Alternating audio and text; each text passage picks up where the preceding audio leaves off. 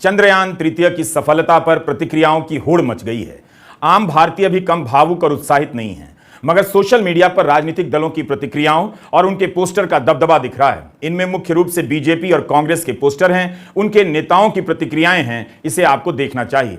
उस ऐतिहासिक घटना के साथ प्रधानमंत्री मोदी ने खुद को इस तरह से जोड़ लिया है, बुन लिया है कि आप वैज्ञानिकों की भी बात करते करते मोदी की ही बात करने लग जाते हैं। हालत यह है कि जिन वैज्ञानिकों ने चांद पर विक्रम लैंडर और प्रज्ञान रोवर उतारकर इतनी बड़ी कामयाबी हासिल की है, वे अपने लिए आज के इस मीडिया में उस अनुपात में कवरेज हासिल नहीं कर पाए।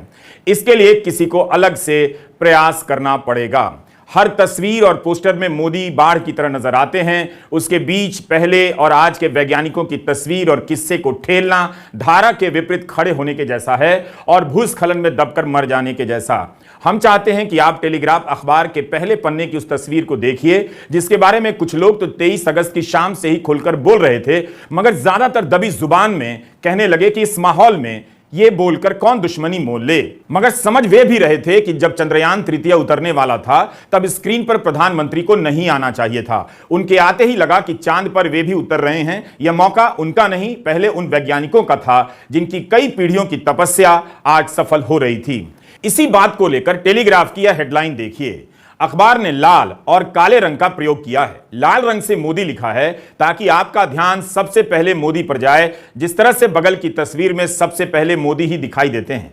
हेडलाइन के जरिए टेलीग्राफ ने यह दर्शाया है कि मोदी पहले हैं और बाद में चंद्रयान नजर आता है। 23 अगस्त को जब चंद्रयान तृतीय चंद्रमा की सतह से 10 किलोमीटर की दूरी पर था, तब स्क्रीन पर अचानक प्रधानमंत्री मोदी आते हैं और इसकी घोषणा की जाती है। फिर वे चले जाते हैं। जब चंद्रयान तृतीय 600 मीटर दूर रह गया, तब फिर से स्क्रीन पर आते हैं और कुछ देर के बाद चले जाते हैं।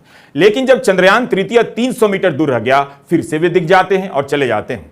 और जब चंद्रयान तृतीय 65 मीटर दूर रह जाता है और इसकी घोषणा होती है, तब प्रधानमंत्री फिर से स्क्रीन पर आते हैं और आधे स्क्रीन पर तब तक बने रहते हैं जब तक चंद्रयान तृतीय सतह पर नहीं उतर जाता है। यही नहीं, इसके बाद सारा फोकस उन्हीं पर चला जाता है और उनका ही भाषण चलने लग जाता है, जिसमें वे अमृतकाल से लेकर नया भारत न जाने क्या क्या कहने लग जाते हैं। जैसे ही चंद्रयान तृतीय उतरता है, इसरो के चेयरमैन एस सोमनाथ स्क्रीन पर आते हैं और कहते हैं कि मैं प्रधानमंत्री से गुजारिश करता हूं कि हम सभी को संबोधित करें, जबकि पहला हक उनका ही बनता था कि वे सबसे पहले अपनी टीम को संबोधित करें और वैज्ञानिकों को बधाई दें। लेकिन उन्होंने 2 वाक्य में अपनी बात खत्म कर माइक और कैमरा प्रधानमंत्री को सौंप दिया। वे इस हड़बड़ी में अपनी बात खत्म करते हैं जैसे 2 ही लाइन कहने की उन्हें इजाजत दी गई हो। जब प्रधानमंत्री का भाषण खत्म होता है, तब उसके बाद इसरो के चेयरमैन अपने सहयोगियों का शुक्रिया अदा करने आते हैं और उनसे हाथ मिलाते हैं, जबकि यही काम उन्हें सबसे पहले करना चाहिए था या उन्हें करने देना चाहिए था।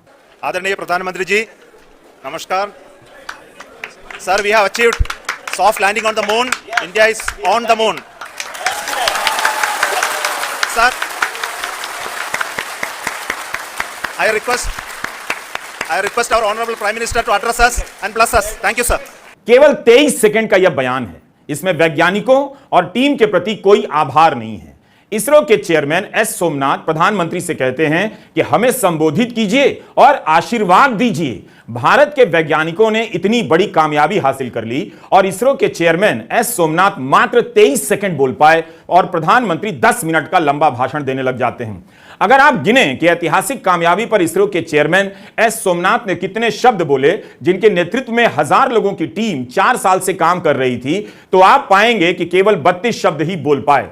असल में कामयाबी का ऐसा माहौल बनाया गया है कि सवाल उठाना खतरनाक हो गया है। बहुत से लोग तो यही सोचकर चुप हो जा रहे हैं कि कौन बोले, कोई सुनने वाला नहीं है, डर के कारण नहीं बोल रहे। इसरो के चेयरमैन को 23 सेकंड बोलने का मौका मिलता है। प्रधानमंत्री का जब 10 मिनट का लंबा भाषण खत्म होता है, तब जाकर इसरो के चेयरमैन अपनी टीम को संबोधित करते हैं। इसरो के चारों प्रमुखों से हाथ मिलाते हैं, प्रधानमंत्री का शुक्रिया अदा करते हुए कहते हैं कि वीरू मुथुवेल आपको बधाई। प्रोजेक्ट डायरेक्टर यहां हैं, एसोसिएट प्रोजेक्ट डायरेक्टर के कल्पना का नाम लेते हैं, मिशन के ऑपरेशन डायरेक्टर श्रीकांत का नाम लेते हैं, यूआर राव सेंटर के डायरेक्टर शंकरन का नाम लेते हैं। प्रोजेक्ट डायरेक्टर के कल्पना मंच पर आती हैं और कहती हैं कि ये हम सब के लिए सबसे अविस्मरणीय और खुशी का पल रहेगा। हमने अपना गोल शानदार तरीके से पाया है, बिना किसी रुकावट के। इन सब का नाम सबसे पहले लिया जाना चाहिए था, इन सभी को ही पहले बोलना बोलना चाहिए था। प्रधानमंत्री अपने 10 मिनट के भाषण में शुरू में इनका नाम ले सकते थे, मगर उन्होंने भाषण को अमृतकाल और अमृत वर्षा से भर दिया, जो आप आए दिन उनसे सुनते ही रहते हैं। प्रधानमंत्री के भाषण के बाद इन वैज्ञानिकों के चेहरे की खुशी देखिए। इस खुशी को सबसे पहले व्यक्त होना चाहिए था। आप भी बताइए, हां या ना। इस बात को लेकर बहस हो रही है कि किसे पहले बोलना चाहिए था, वैज्ञानिकों को या प्रधानमंत्री को। आप लैंडर के उतरते ही किसे ज्यादा देखना चाहते थे, लैंडर को या प्रधानमंत्री को? कई बार अच्छा टीम लीडर पीछे भी रह जाता है। मैं दावा तो नहीं कर सकता, अगर गलती हुई तो ध्यान दिलाइएगा, माफ कीजिएगा। लेकिन जहां तक मुझे ध्यान आ रहा है, 2011 में जब महेंद्र सिंह धोनी के नेतृत्व में भारत ने वनडे विश्व कप जीता, तब कप्तान धोनी मीडिया से गायब हो गए। उस वक्त बाकी खिलाड़ियों के इंटरव्यू खूब चल रहे थे, मगर धोनी के नहीं। भारत क्रिकेट की जीत का जश्न मनाने लग गया। यह मौका धोनी ने खुद क्रिकेट प्रेमियों को दिया कि क्रिकेट और टीम को याद कीजिए, धोनी को नहीं। एक शानदार कप्तान कभी असुरक्षित नहीं होता है। अगर धोनी चाहते तो हर जगह उन्हीं का फोटो छपता, उन्हीं का इंटरव्यू होता रहता, मगर उन्होंने दूसरों के लिए जगह छोड़ दी। आप उस समय के मीडिया कवरेज को चेक कीजिए कि किसका इंटरव्यू ज्यादा होता था, टीम के खिलाड़ियों का या